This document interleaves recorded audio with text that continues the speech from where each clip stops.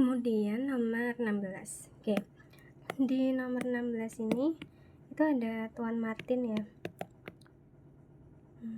Bentar kok nggak bisa nih.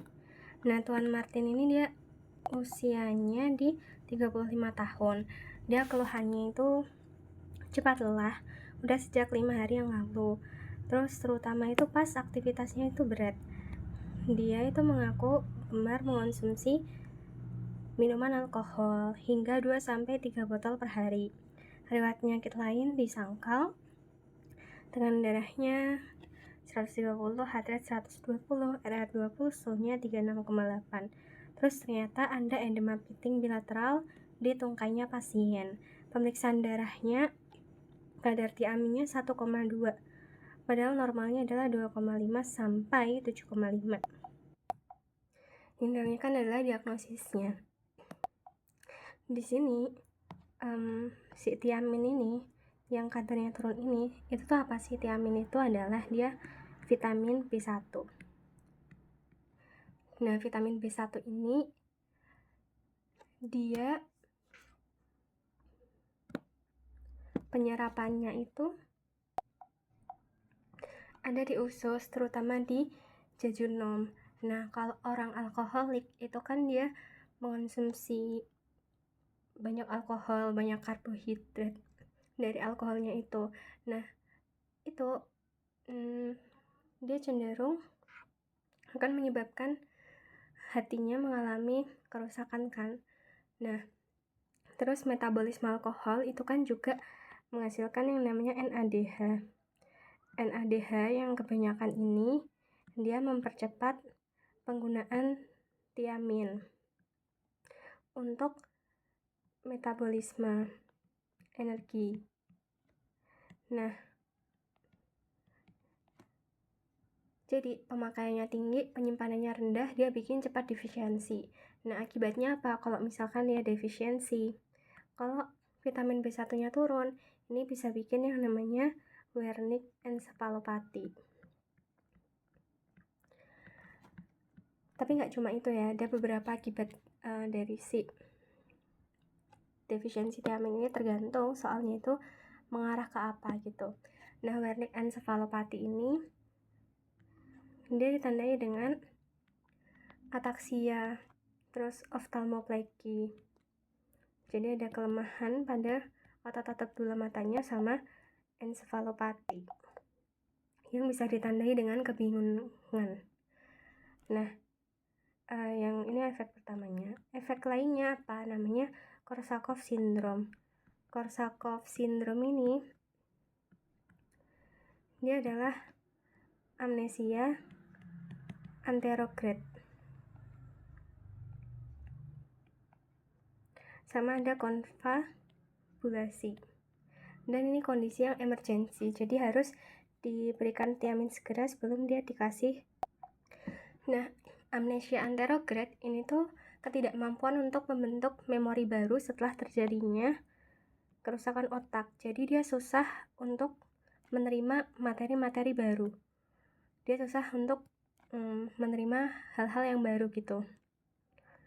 Kalau retrograde itu kan berarti ya udah dia lupa akan masa lampau. Nah, kalau anterograde ini dia jadi susah mencerna informasi baru yang dia terima. Tapi memori lamanya itu tuh masih bagus. Jadi setiap informasi baru itu bakal hilang dalam hitungan menit sampai jam. Dia bisa ingat masa kecilnya, tapi dia mungkin cepat lupa akan, misalkan kayak pagi ini dia makan apa ya, atau baru aja tuh dia ngomong apa gitu ya, dia cepat lupa gitu. Sedangkan konfabulasi ini adalah kekosongan memori.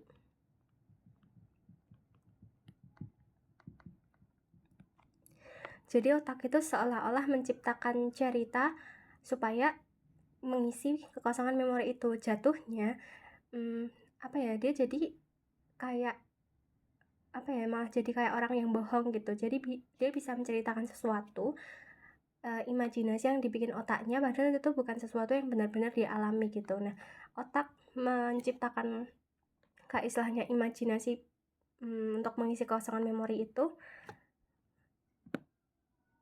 sehingga nanti kayak ceritanya tuh jadi kayak nggak masuk akal gitu. Nah, terus efek yang ketiga, kalau kekurangan vitamin B1 itu ada yang namanya beriberi ya. Nah, beriberi ini dia itu dibagi jadi 2 tipe. Ada yang tipe dry sama ada yang tipe wet. Tipe dry ini dia cuma mengalami neuropati perifer aja gitu. Misal sering kesemutan, terus kelemahan kaki, tungkai gitu. Kalau yang wet ini sampai bikin dia jadi edema di tungkai atau bahkan bisa bikin gagal jantung. Nah, pada pasien ini kan dia mengakunya itu cepat lelah saat aktivitas berat. Nah, cepat lelah pas aktivitas berat ini bisa aja kan dia udah ada edema di pulmonnya gara-gara defisiensi tiamin tadi. Jadi kalau dia aktivitas yang membutuhkan banyak oksigen sedangkan di paru-parunya terisi cairan atau edema, kan dia juga jadi cepat lelah gitu. Terus ternyata ada juga edema pitting bilateral di tungkainya. Jadi pada pasien ini dia mengalami beriberi yang tipe basah. Nomor 17 ini ada Tuan Luther, dia usianya 40 tahun. Dia datang ke Poli untuk medical check up sebelum mendapatkan vaksinasi COVID. Dia menyangkal riwayat penyakit dahulu, pemeriksaan tekanan darahnya di 135/75, heart rate, RR, suhunya normal. Pemeriksaan lab, ternyata kolesterolnya 150 juga masih normal, terus asam uratnya 5 juga masih normal, karena kalau pria kan dia kurang dari 7 ya. GDP-nya, nah ini yang agak tinggi di 150. GD2-PP-nya juga tinggi di 236. Normalnya dia kan 126.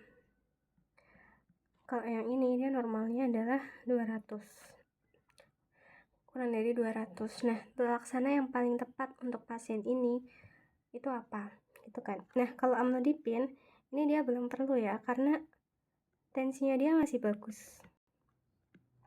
Walaupun kalau menurut guideline ESC yang terbaru itu tuh dia udah masuk hipertensi stage 1 ya, tapi kalau UKM PPD yang atau UKOMNAS yang 2026 itu katanya masih pakai guideline yang lama gitu. Nah, terus Glimepiride. Nah, Glimepiride dia bisa dikasih sih, kan dia obat DM juga ya. Tapi kita cek untuk pilihan yang lain dulu. Furosemide dia nggak perlu ya. Kenapa? Karena dia tekanan darahnya nggak tinggi. Terus dia juga nggak ada manifestasi bengkak-bengkak atau edema gitu kan. Jadi ngapain dikasih furosemide? Allopurinol dia juga belum perlu karena asam uratnya normal. Simvastatin dia juga nggak perlu karena kolesterolnya normal. Jadi satu-satunya obat DM di sini untuk dia ya udah Glimepiride. Jadi jawabannya adalah yang B. Diagnosisnya dia DM ya.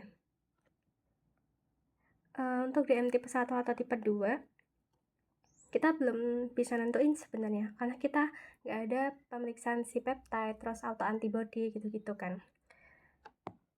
Tapi kemungkinan kalau misalkan dia di usia tua 40 tahun bisa aja dia DM-nya tipe 2 gitu. Oke, kemudian untuk nomor 18, anak bingung laki-laki usia 5 tahun. Dia keluhannya tungkai bengkok udah 2 bulan. Menurut ibunya, riwayat tumbuh kembang anaknya itu baik dan sudah bisa berjalan sejak usia 11 bulan. Dia tinggal bersama orang tuanya di kolong jembatan, pencahayaan matahari yang kurang baik gitu. Pada pemeriksaan didapatkan BB-nya 13, ini kurangnya untuk anak 5 tahun, TB 95 dan tanda vitalnya normal. Tapi di pemeriksaan inferior ini genonya itu varum dan ada deformitas tungkai berupa tulangnya itu bengkok. Diagnosis pasien ini apa? Oke, kalau deformitas varum atau valgus, varum itu kan gini. Jadi si keningnya ini atau si genonya ini dia itu tuh saling menjauhi sumbu tengah tubuh. Ini yang disebut dengan varum. Kalau valgus, genonya ini dia tuh saling mendekat. Atau kalau misalkan mau bayangin ya udah ini kan kayak huruf L ya, gini, kayak huruf L keluar ke arah luar. Terus dia punya resiko nggak terpapar sinar matahari. Kalau nggak terpapar sinar UV, otomatis vitamin D itu dia nggak bisa diubah dalam bentuk aktifnya. Kan untuk bisa aktif, vitamin D yang di dalam tubuh kita itu tuh perlu terpapar oleh UVB. Padahal vitamin D ini dia itu penting untuk penyerapan kalsium sama fosfat kan. Jadi kalau dia defisiensi, mineralisasi tulang itu jadi terganggu. Nah, manifestasinya apa? Kalau misalkan mineralisasi atau pembentukan tulang terganggu, ya udah nanti tulangnya menjadi lembek. Terus kurang mineral. Terus dia jadi mudah melengkung atau bending. Kayak pada anak ini. Dia tulangnya kan bengkok ya, atau bending deformity. Terus kenapa dia bisa membengkok sih? Karena kan dia epiphyseal plate-nya itu tuh masih terbuka ya. Dia masih terbuka. Jadi tekanan berat badannya dia itu membuat tulangnya itu tuh menjadi bengkok gitu. Karena epiphyseal plate-nya tuh masih terbuka. Nah, nanti bengkoknya ke arah mana? Itu tergantung anaknya itu posisi kakinya itu cenderung gini atau dia gini. Kan ada ya tipe orang yang telapak kakinya itu tuh kayak misalkan gini ya. Gini. Ada juga tipe orang yang telapak kakinya itu tuh menghadapnya tuh ke arah luar gitu. Nah, ini juga akan mempengaruhi gimana dia akan bengkok nantinya. Nah, sebenarnya kalau anak-anak itu kebanyakan tipe telapak kakinya itu tuh dia mengarah ke arah dalam. Jadi kayak gini. Kayak gini ya, mengarah ke arah dalam. Cuma pada saat dia makin besar, nanti tuh telapak kaki tuh makin lama mengarah ke arah luar gitu. Nah, normalnya kayak gitu. Pada anak yang dia defisiensi vitamin D ini, berat badannya dia itu nge-pressure kakinya dia dalam bentuk kayak gini. Akibatnya kakinya ini tuh bukanya makin lebar gitu, makin apa ya, makin lebar ke arah dalam. Akibatnya dia jadi sikvarum ini tadi. Beda kalau misalkan di orang dewasa kecenderungannya udah kayak gini, atau pada anak yang emang dia kakinya lebih ke arah bukanya ke arah luar gini, mungkin deformitas yang bisa ditemukan itu adalah yang tipe valgus gitu. Nah, terus kadang dia juga bisa ya ada penebalan di metafisisnya, sama akan ada deformitas di pergelangan tangan dan kakinya. Itu kalau di anak-anak. Nah, kalau di anak kecil kondisi tulangnya bengkok akibat defisiensi vitamin D ini, yang bikin dia juga jadi genovarum, itu istilahnya adalah rakitis. Di anak kita sebut dia sebagai rakitis. Kalau pada orang dewasa yang mengalami defisiensi vitamin D, itu kita sebutnya adalah osteomalacia. Nah, nama lainnya rakitis ini tuh rickets.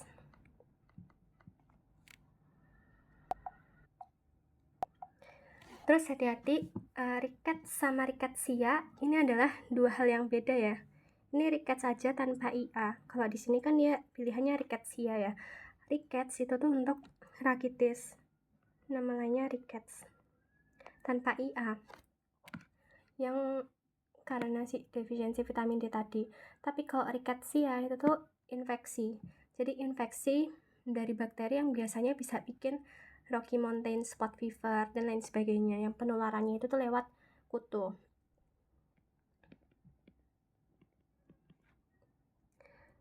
Osteomalacia di dewasa.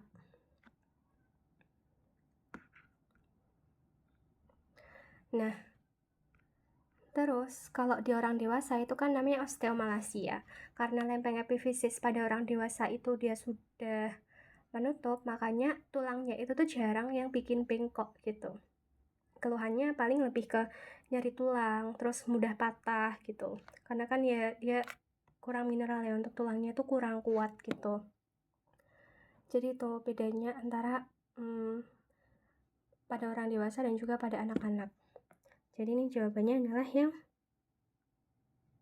D. Nomor 19. Tuan Maid usia 49 tahun. Dia datang ke RS, keluhannya lemas sudah sejak 3 hari yang lalu. Keluhannya itu disertai mual muntah sama penurunan berat badan 2 kilo dalam 2 bulan. Pasien baru pulang dari rawat inap di RS Satellite Village. Kondisi diagnosisnya itu adalah COVID-19 2 minggu yang lalu. GCS-nya dia oke, tekanan darahnya agak sedikit turun. HR oke, suhunya oke. Pemeriksaan fisik konjungtiva oke, tapi ada hiperpigmentasi, kecoklatan di palmar, mukosa mulut sama bibir, sama ada kerontokan rambut di aksila dan pubis. Hasil labnya ternyata dia glukosanya 66, dan yang bisa bikin dia lemas ya, karena dia hipoglikemi. Terus ternyata dia ada hiponatremia juga. Nah ini kayak yang soal di atas. Tes apa yang dapat mengonfirmasi diagnosis pada kasus ini? Kan pasien ini khas banget ya gejalanya. Dia ada hiperpigmentasi.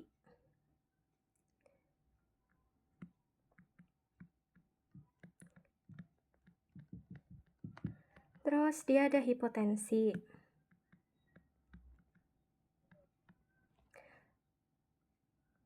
Terus dia ada hiponatremi.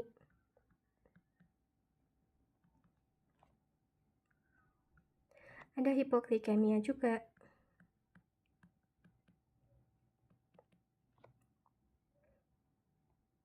Sama ada penurunan berat badan dan mual muntah.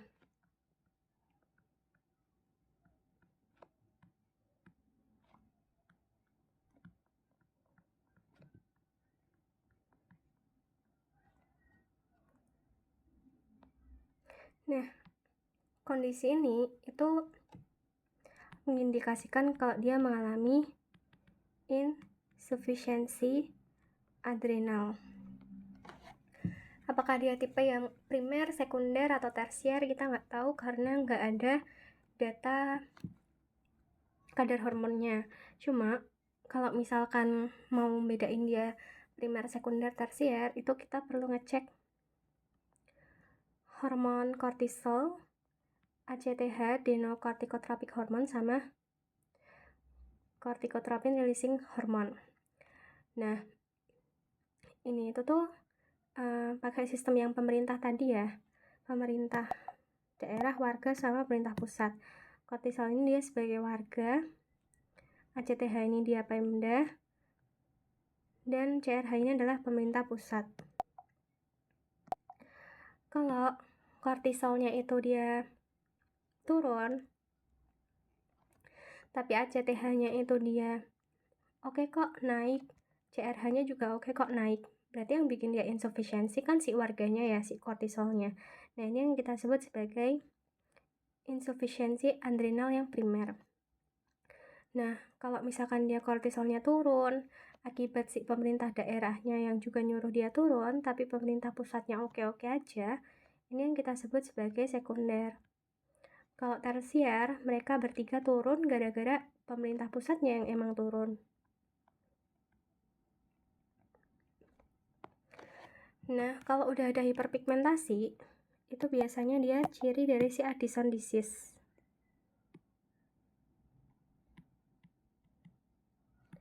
Kenapa? Karena kalau dia kortisolnya turun tapi ACTH-nya itu berlebih, itu bisa memicu peningkatan MSH, melanocyte atau melanin stimulating hormone. Makanya jadi hiperpigmentasi. Nah, kalau udah kondisi kayak gini, kita mau tahu kan masalahnya ada di mana, kita cek dulu kadar kortisolnya.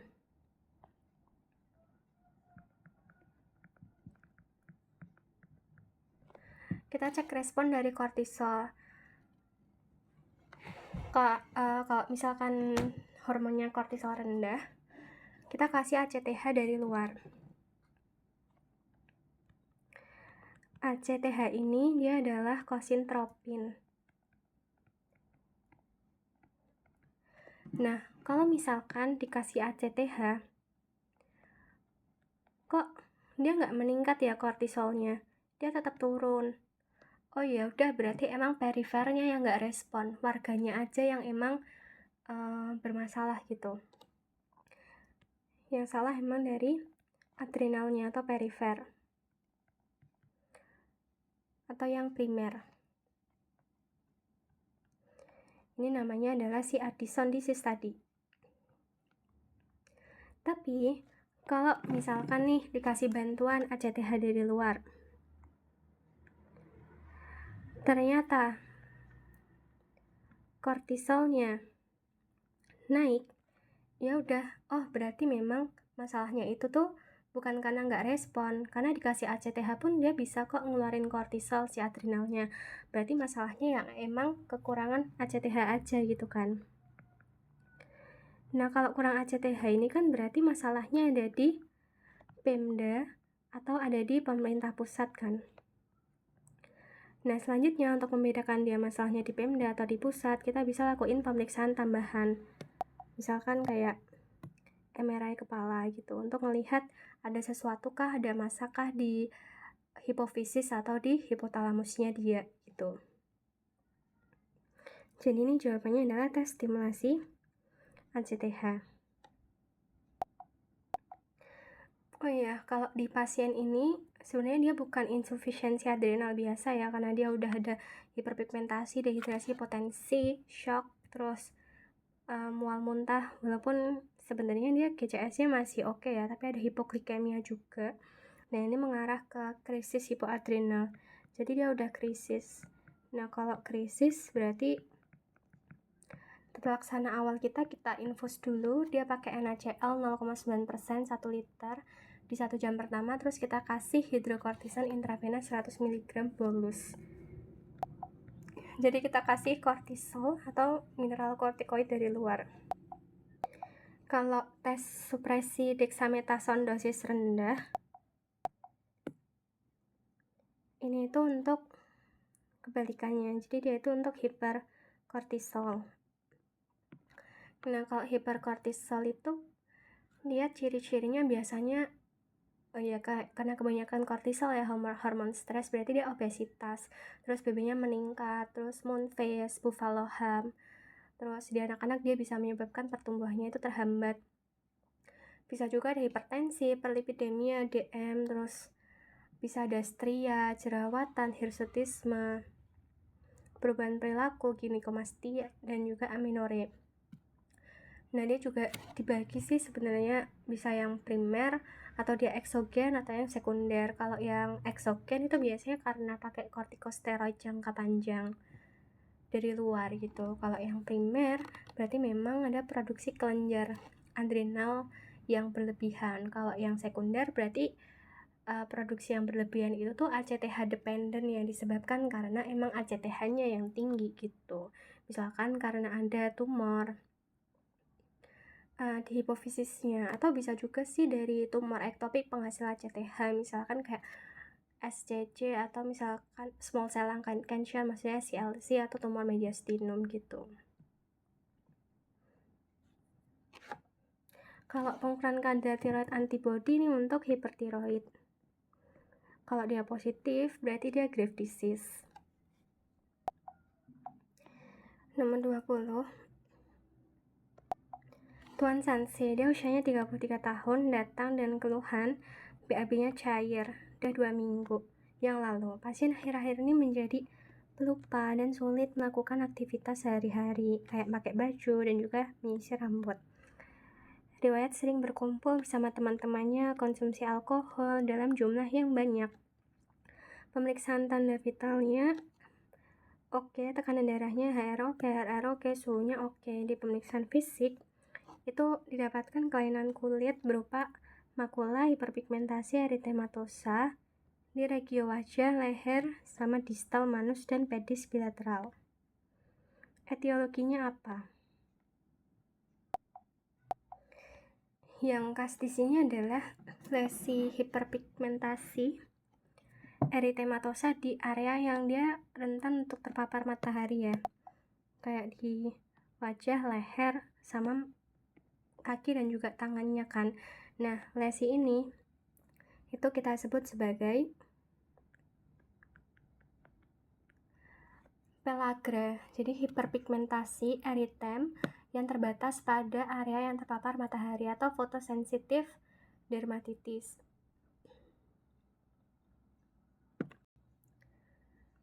Bentar.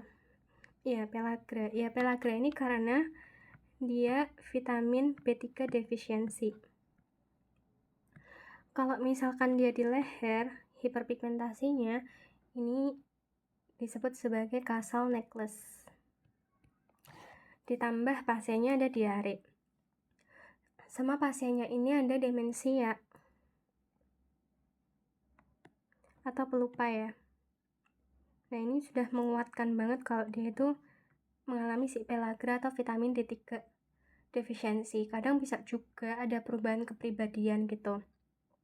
Nah, pada orang dengan alkoholik defisiensi B3 atau niacin, ini tuh penyebabnya itu karena bisa aja dia malnutrisi. Kadang kalau misalkan orang udah minum alkohol itu dia juga jadi cenderung kurus, kayak nafsu makannya turun, karena ngerasa kayak penuh begah gitu kan perutnya. Terus bisa juga karena gangguan absorpsi. Padahal yang kita tahu vitamin B itu kan dia banyak diabsorpsi di usus kan gitu. Terus kekurangan triptofan juga bisa. Triptofan ini adalah prekursornya dari si niacin. Nah, terus kalau defisiensi vitamin yang lain itu kayak gimana? Yang pertama, kalau misalkan dia defisiensi vitamin B6.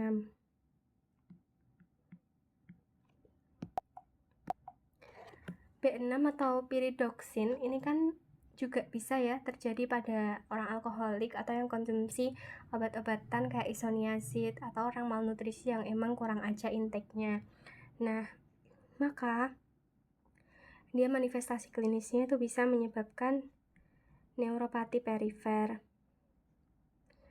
kesemutan, terus kelemahan, terus dia juga bisa bikin kejang, konvulsi karena penurunan GABA. Bisa juga dia bikin stomatitis, kilosis, bibirnya pecah-pecah, sariawan, glositis pada lidah, bahkan bisa bikin anemia sideroblastik.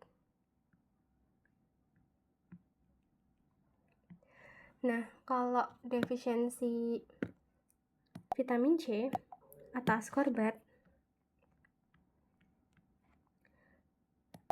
ini kan dia penting untuk sintesis kolagen. Manifestasinya petekie, purpura, mungkin gusinya juga bisa jadi berdarah kan. Terus pore wound healing, bisa bengkak sendi juga. Pokoknya pembuluh darahnya itu tuh jadi gampang rapuh gitu. Terus mungkin akan ada kaitannya sama anemia defisiensi besi juga, karena kan vitamin C ini juga penting untuk penyerapan zat besi. Nah, defisiensi vitamin C ini nama penyakitnya adalah scurvy. Kalau yang B3 tadi kan dia pellagra ya. Kalau defisiensi vitamin A atau retinol itu terutama karena dia kurang intake ya. Atau bisa juga sih kena malabsorpsi gitu, atau diet yang sangat rendah lemak, karena kan vitamin A itu kan dia diabsorpsi bersama dengan si lemak ya. Jadi nanti kaitannya manifestasinya pasti terkait dengan penglihatan, kayak misalkan rabun senja, terus mata kering atau xerophthalmia, keratomalacia, atau kerusakan pada kelengkungan kornea, terus kulit kering, hiperkeratosis juga bisa, dan juga rentan infeksi karena barrier epitelnya itu terganggu. Nah, kalau untuk vitamin B12 dia kan dihasilkan di hepar juga. Jadi pada orang alkoholik dia juga sangat bisa terjadi.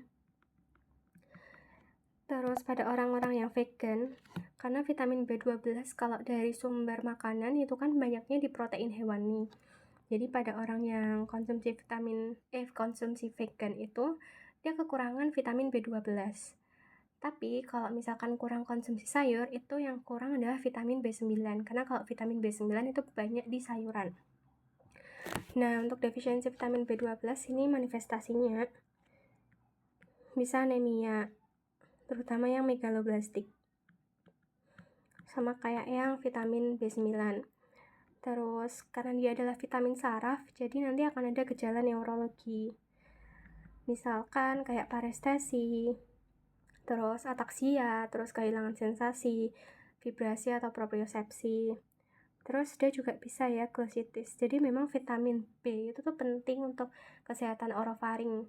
Kayak B6, B12. Kalau kurang kan mereka sama-sama bisa bikin glositis ya. Gitu. Terus sebenarnya perubahan kognitif kayak pelupa gitu tuh juga bisa sih. Gitu. Jadi jawabannya adalah yang C.